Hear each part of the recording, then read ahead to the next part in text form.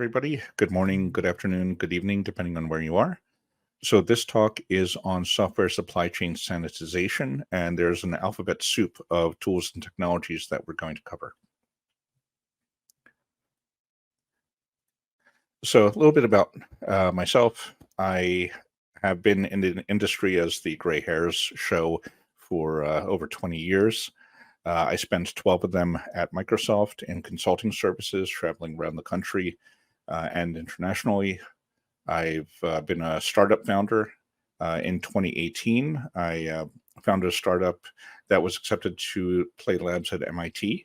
And then COVID happened and brought a quick end to any discretionary funding we may have gotten.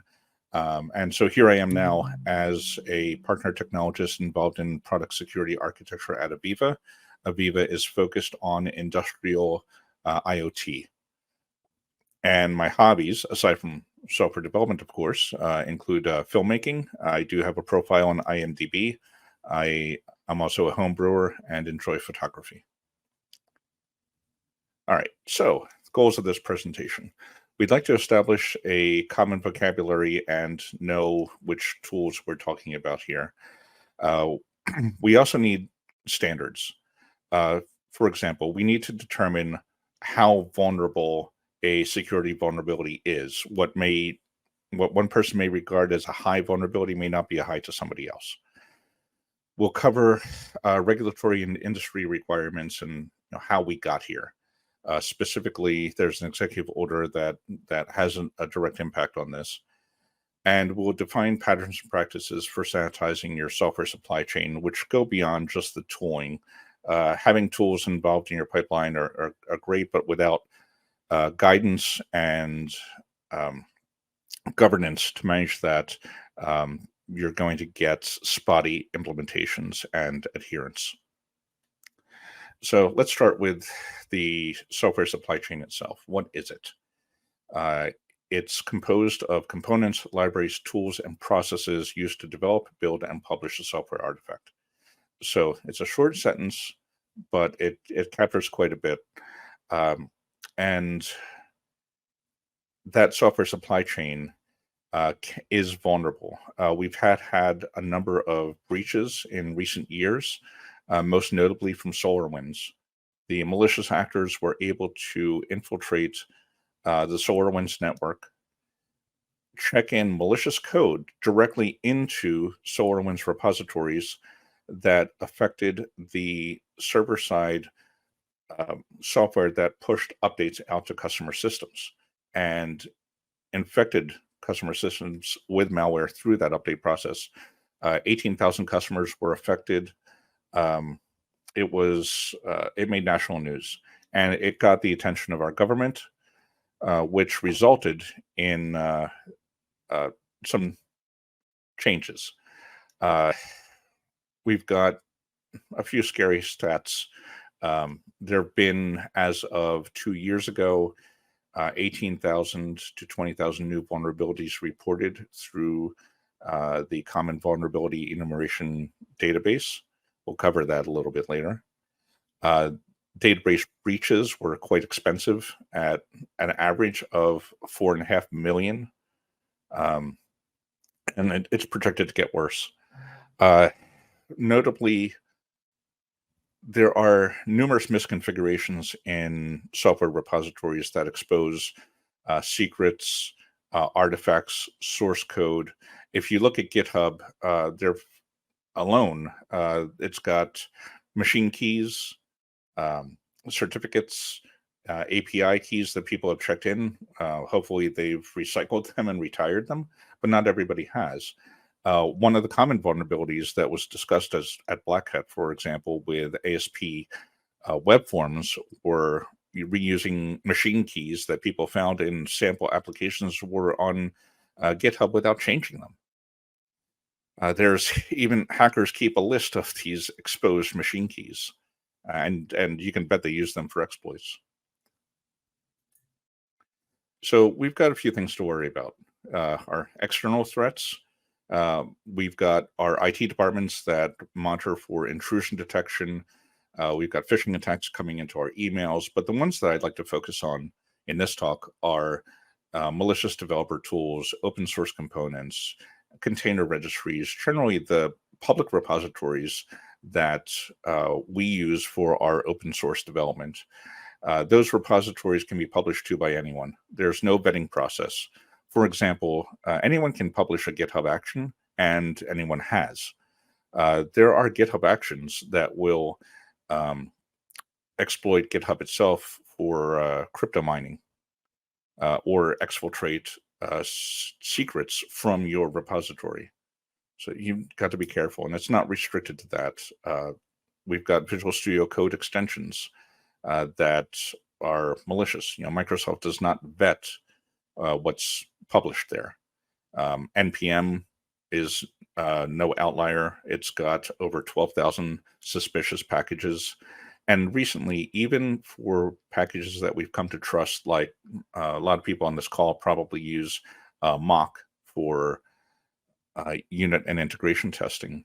And mock recently had a privacy violation in which they sent developers private email to a third party for soliciting donations.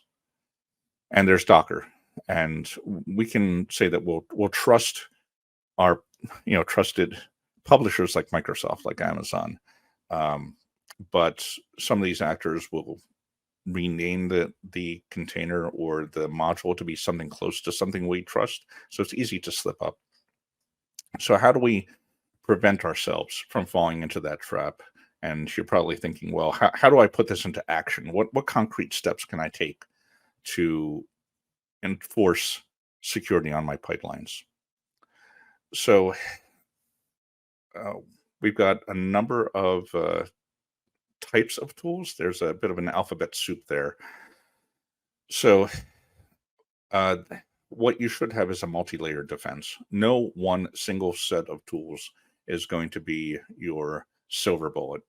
You need to be checking for secrets and make sure that you're not pushing passwords or certificates into your pipeline. When you do, it should notify you, and that needs to be rotated out.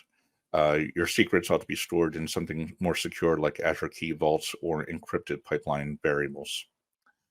GitHub has secret scanning capabilities. There are secret scanning tools available in ADO. Software composition analysis is going to be a big topic here. This analyzes and identifies third-party components in your software packages. It identifies the packages that your packages use and ties them into known vulnerabilities with those packages. Static application security testing is something that we've kind of been doing. If you've been using Visual Studio and you've gotten code analysis warnings and violations, that's been a form of static application security testing. It's part of the solution, but it doesn't track the issues and make them available to the rest of the team or for auditing purposes. Dynamic application security testing, as it states in the name, implies some active component, and that typically involves an API and a automated test that attempts to reproduce some of the common OWASP top 10 vulnerabilities. And then there's IAST and RASP, interactive application security testing, runtime application security protection that runs while the application itself is running. That's beyond the scope of this presentation. We certainly don't have the time to cover that, but you should be aware of it. And lastly, there are policies and procedures for governing these tools. These tools can generate quite a bit of noise, and you need some governance to drive filtering that noise and determining what should have priority. So at this point, you're probably dealing with this alphabet soup of technologies, and let's break down a little bit further. So what is software composition analysis used for? So it scans our redistributables. our MSIs, EXEs, anything that deploys to the cloud, anything that we deploy to a production environment like containers. The risks that it should identify are operational. For example, if you're using a component that's 10 years old and hasn't been updated in 10 years, that's a problem. You should consider replacing that. It certainly should identify security risks, the CVE enumerations, common vulnerabilities that have been identified, and lastly, licenses. So if you're producing commercial software, you should be aware of copyleft licenses like GPL, which state that if you utilize this given component, then the license obligates you to releasing your software with that same GPL license. It's commonly referred to as copyleft. And that's great for open source projects. But if you're working for a company that wants to make money, you might want to reconsider using these specific components. And there are some that are meant explicitly for non-commercial licenses, like JRL.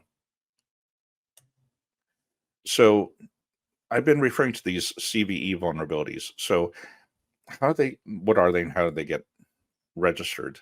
So there are organizations that will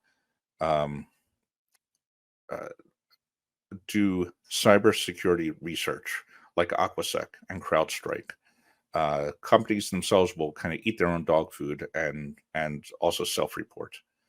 They report to the CVE program, the Common Vulnerability Enumeration Program, which has an aggregate of all of these publicly known vulnerabilities. And typically, this cybersecurity researcher, will, if they find a 0-day vulnerability, the ethical researcher will report it to the company within, when they find it, and notify the company that, well, you have 30 days to remediate this or 60 days to remediate this before we go public. And then the report process begins. Unethical, researchers are called hackers, and they'll exploit that 0-day vulnerability. So the CVE identifier gets issued from an authority, so we have a well-known common number to refer to this vulnerability with, and ultimately it'll get published to NIST. Now, once again, what you might consider a high vulnerability item may not be high for somebody else. So NIST has established the Common Vulnerability Scoring System, CVSS, which is not necessarily a measure of risk, it's a measure of vulnerability. So consider this for a moment. Let's say you have a component that you're using, a third-party component that's got a vulnerability that says that if a given method is invoked with a given set of parameters, that you'll experience a denial of service attack. The package will fault. But if your application doesn't invoke that method, your application is not at risk. So customers have been running their own binary scans and analysis and have been coming back to organizations with expectation for getting remediation statements, for being reassured that A, whether they are vulnerable or not, or B, if they are, that a hotfix is forthcoming. So let's take a look at what one of these vulnerabilities looks like when it's reported. So here is the NIST vulnerability database. Here is one that I ended up having to investigate. zlib allows memory corruption when deflating, if the input has many distinct matches. So to boil this down, this was a vulnerability that was exposed when calling the deflate method, specifically deflate2 on zlib.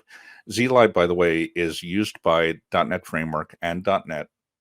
It's even if you're not explicitly calling it, it's used by the system IO compression library. I see a question in there. What's an alternative for mock? There's XUnits. I think facets have been used in testing.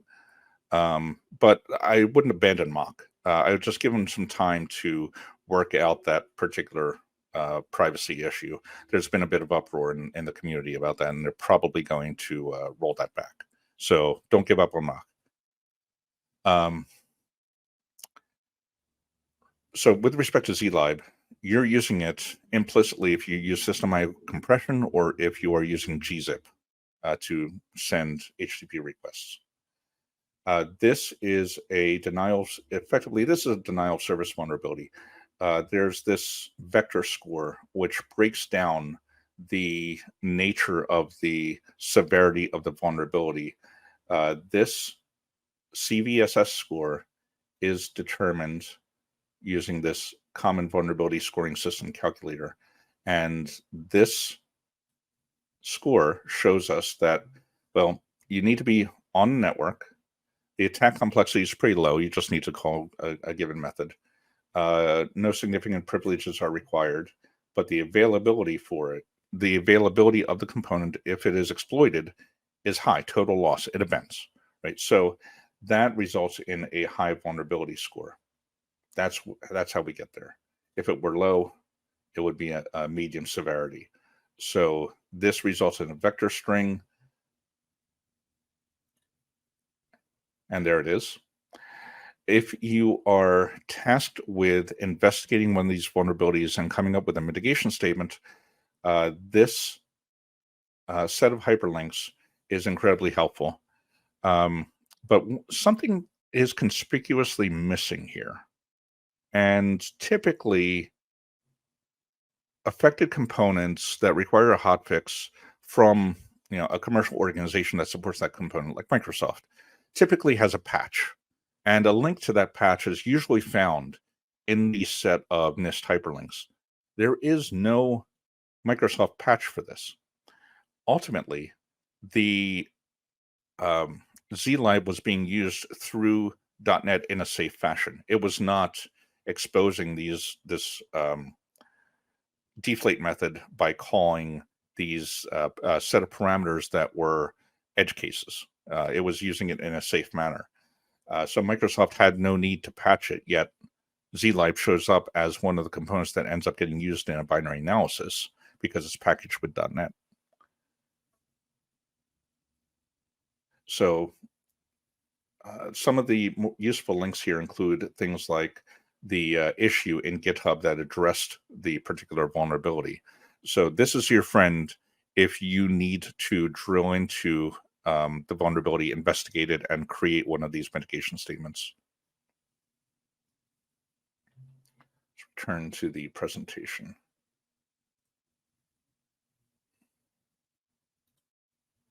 So this is telling, right? At this point, there are hundreds of thousands of CVEs. So how do you know which ones to pay attention to? Well, not the vast majority do not get exploited. They don't get used by a malicious actor. Usually the complexity for exploiting these is so high that, well, they can't quite easily do it. But this Venn diagram tells us what we need, what we should be prioritizing on. CVSS scores that are high, that overlap with positives that have been used for an exploit. Right. And so to close the gap between what is considered a high vulnerability versus what is a risk to your application, there's this exploit prediction scoring system, which is still evolving. It hasn't been widely adopted yet, but you should be aware of it, that risk, or rather severity, does not always equate to risk. And we've had a tool at our disposal for free that we can use right now. Nothing else needs to be installed to find if you're using any NuGet packages that are vulnerable. Excuse me, I'm getting over a cold. You can use .NET list package -- vulnerable executed from your project directory, and you'll get that list, and along with helpful URLs. So one of the clauses in the executive order 14028 was to include a software bill of materials, which is a list of all of the third-party open source and commercial components that your application uses. So as stated in the executive order, it's a formal record containing the details and supply chain relationships of various components used in building software. Now that's rather vague, right? That's not a JSON schema. That's not an XML schema. That's a rather open-ended definition. We need something a little more concrete if we're going to take action against this. And that's the SBOM format itself. And we've got 3 definitions. They've been evolving over the last few years. SPDX, CycloneDX, and software identification tags. We can really disregard the software tags. They don't contain, they might meet the legal requirement of the SBOM definition, but they don't have enough. Both SPDX and CycloneDX include copyright statements, licenses, a hash value to uniquely identify the third-party component. SPDX is a bit older. It's been around and it's evolved a bit. It tends to be preferred by cybersecurity professionals, where CycloneDX is more machine readable and preferred by developers. And here's a small comparison between the two and how 2 different tools identified, 2 different tools used, one used SPDX, the other one used CycloneDX, and how it identified the Microsoft Extensions Dependency Injection Abstractions package. And as you can see, CycloneDX is a bit more verbose on the right. The SPDX does include a copyright text, but the tool did not pick it up in this instance. And here's a set of minimum set of fields that are expected in an SBOM, irrespective of whether you're using CycloneDX or SPDX. There's a reference. Simon, I'll send you this PowerPoint, and please feel free to share it out with the audience. There are a number of links in here. So this is what you can expect to find and be required to produce. And these are recommended but not required. However, customers are expecting licenses and copyright statements. So even if it's not meeting a legal requirement, even if you can release it without that, customers are going to come back and ask for it. So there's not just a software bill of materials.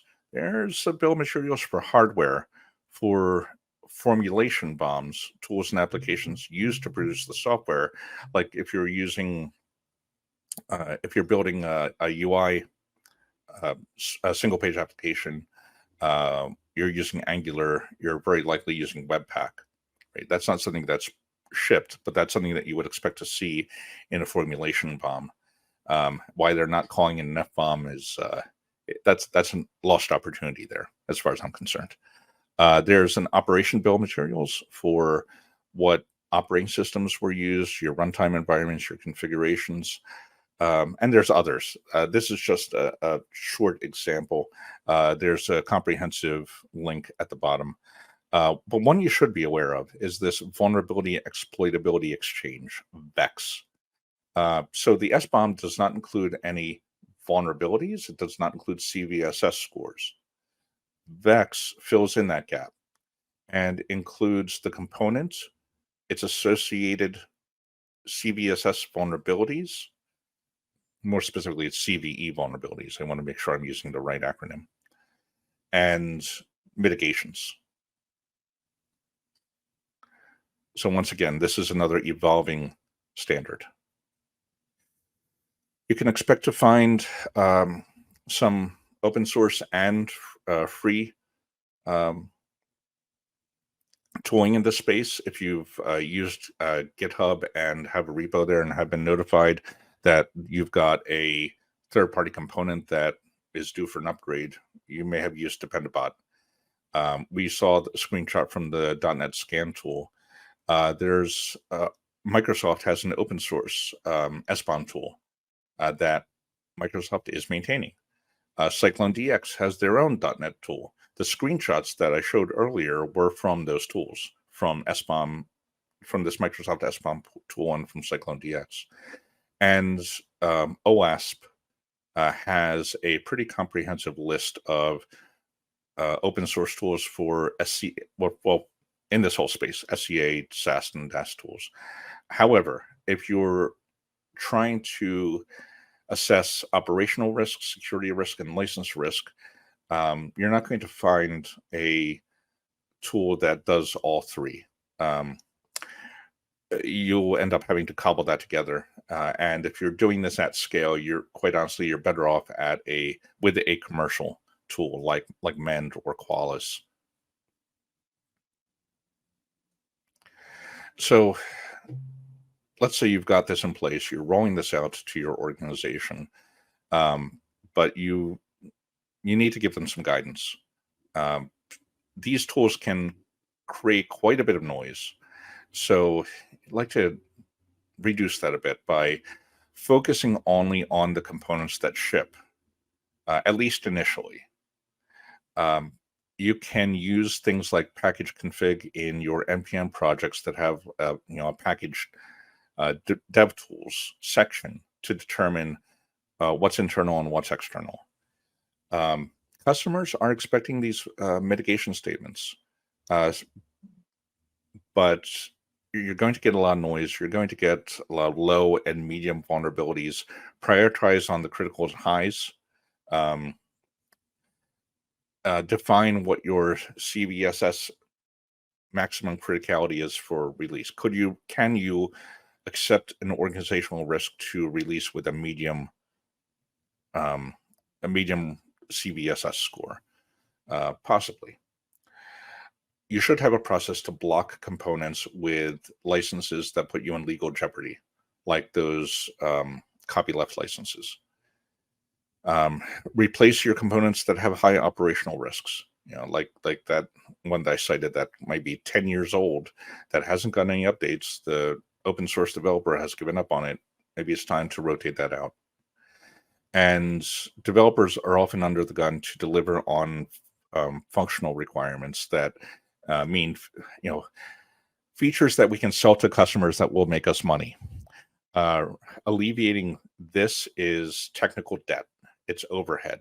But your organization ought to allow for some time to cover that overhead.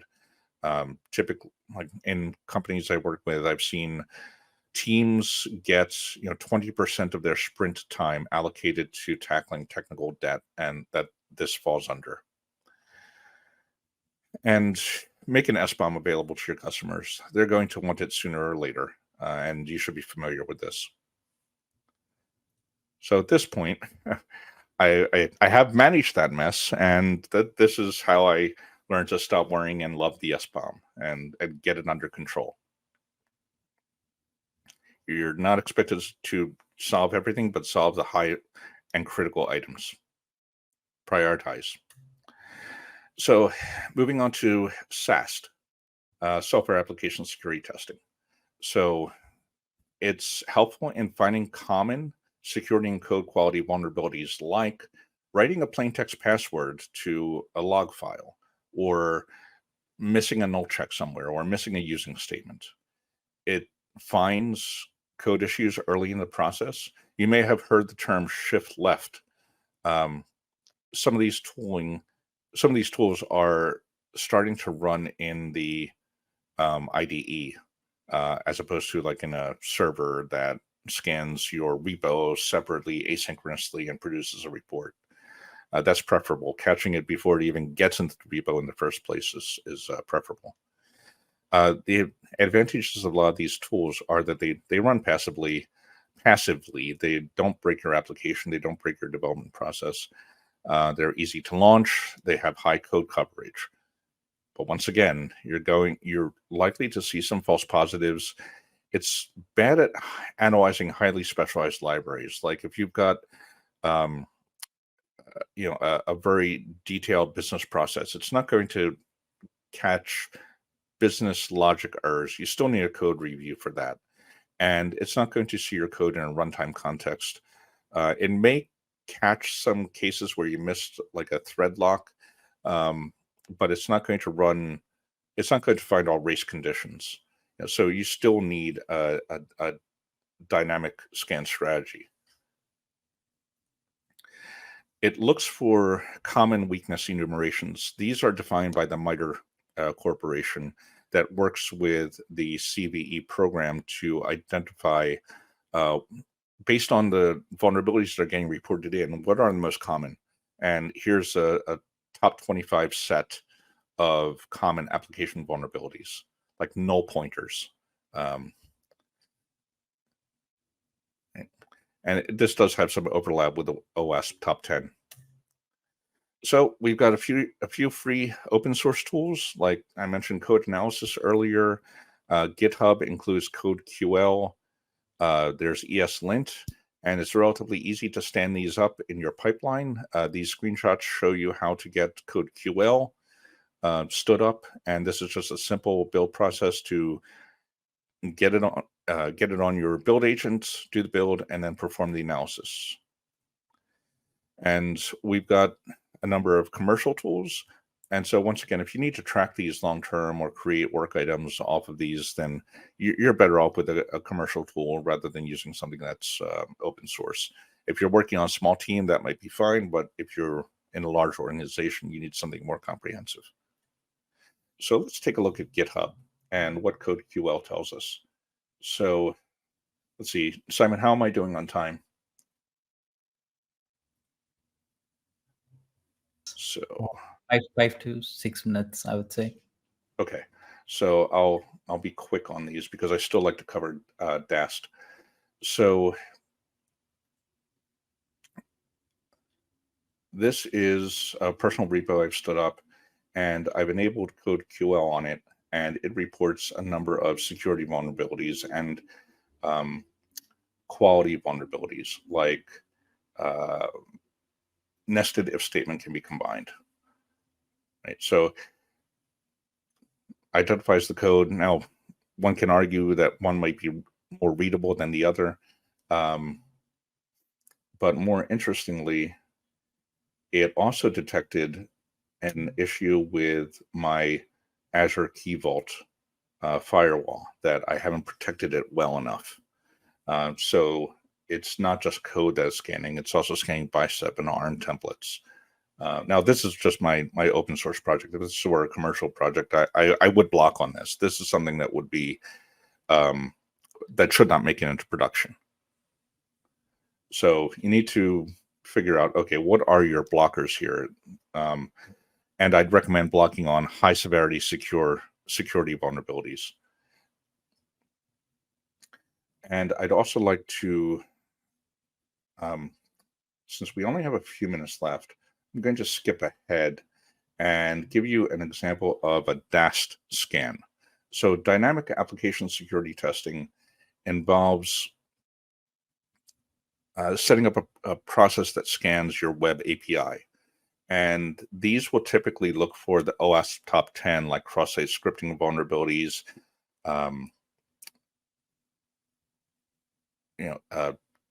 that will exploit your cookies, SQL injection attacks, second order identifier attacks.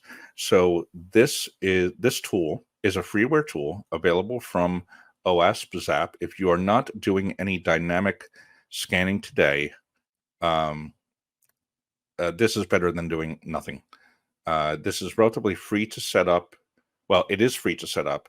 It's relatively easy to use.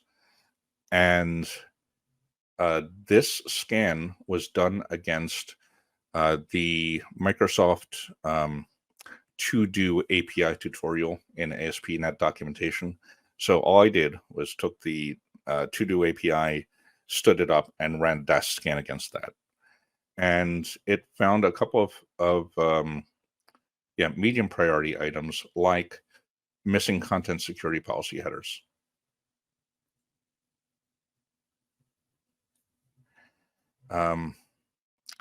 This one is interesting. Like, it tells you that you're informing the client what type of server you're running, and that could be used by a malicious actor to exploit the server. Like they might know that, oh, if you're using, say, ASP.NET Web Forms, that there are a suite of vulnerabilities for that technology. So, remove that header from your responses. Now, of course, this is just a to-do application, so simple stand-up. But this shows you what a website might look like prior to hardening. Now, there is a lot of noise here. You can see that this one vulnerability came up in 1,140 tries. So in this case, removing that header will alleviate all of those vulnerabilities. So once again, prioritize on the high vulnerabilities first. Determine what your minimum release bar is, set a bug bar, and set up a DAST policy test. This can also be run at the command line, but it does take a little more work to set this up because you need to deploy the application, you need a host, and so you need a live site to throw this against. Let's return to the slides and cover what we still have time for.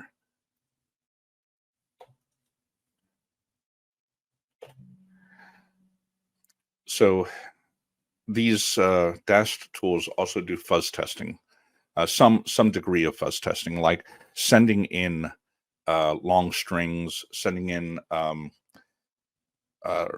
values that may fool regular expressions. There was a vulnerability that was exploited recently on an OPC IoT server that sent a string that was badly null terminated, and it upended the server. The string had a null terminator and then a few characters after it, and the server didn't know what to do with it. The code wasn't expecting it. Now, DAST tools typically have limited dynamic content. And what I mean by that is they're focused on known vulnerabilities, like the OWASP top 10. It's no substitute for a human. So it's not a substitute for a penetration test, where you've got people using things like Burp Suite and our professional white hat hackers.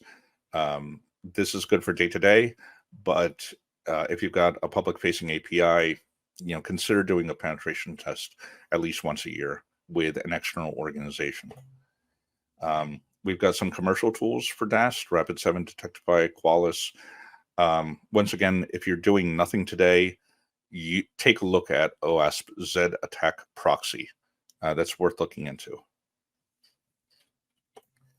And these tools typically focus on the OWASP top 10. You can see what some of the changes look like between 2017 and 2021.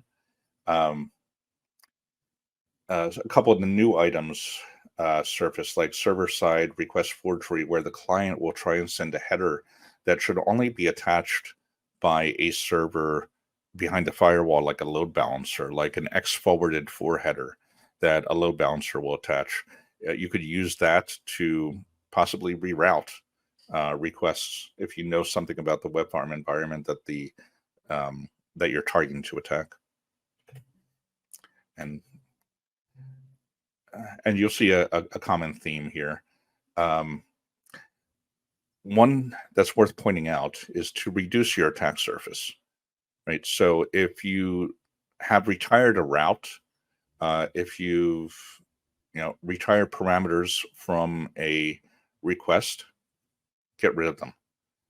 Give that DAST scanner less to look at, and that is one way of securing your APIs, reducing simply the number of routes you have. And you're probably wondering, well,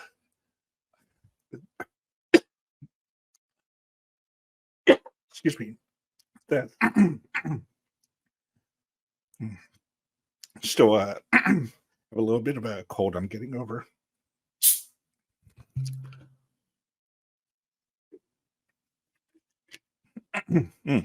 Pardon me.